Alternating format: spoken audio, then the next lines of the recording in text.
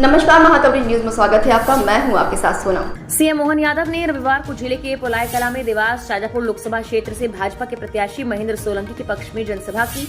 उन्होंने केंद्र और राज्य सरकार की उपलब्धियां गिनवाई। देवास शाजापुर लोकसभा क्षेत्र में हुए विकास कार्यों के बारे में बताया। इस दौरान कांग्रेस के लोगों पर जमकर बरसे और उन्होंने नेहरू तक को आंसू बहाने की बात कह डाली। उन्होंने मंगलसूत्र की बात पर कहा कि हनुमान जी ने इसी मंगलसूत्र की रक्षा के लिए अपनी जान दांव पर लगा दी और राम राज्य में अपनी महत्वपूर्ण भूमिका निभाई। वो इस मंगलसूत्र के बारे में कैसे नहीं जानेंगे।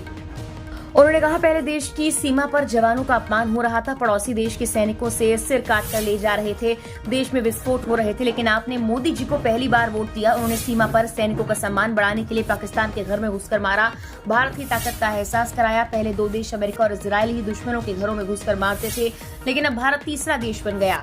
दूसरी बार मोदी को वोट दिया तो अयोध्या में भगवान राम का भव्य मंदिर बन गया। तीसरी बार मोदी को वोट दोगे तो मथुरा की बारी है।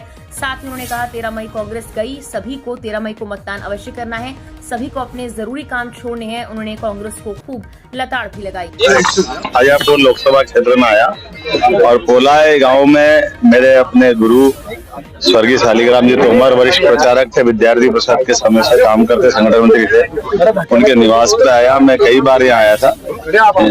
यहाँ विशेष लगाव है। माननीय शालिग्राम जी ने मेरे से कई कार्यकर्ताओं को खड़ा किया। मुझे चुनाव की इस बेला में घर आने का मौका मिला। मुझे इस बात की प्रसन्नता है, आनंद भी है।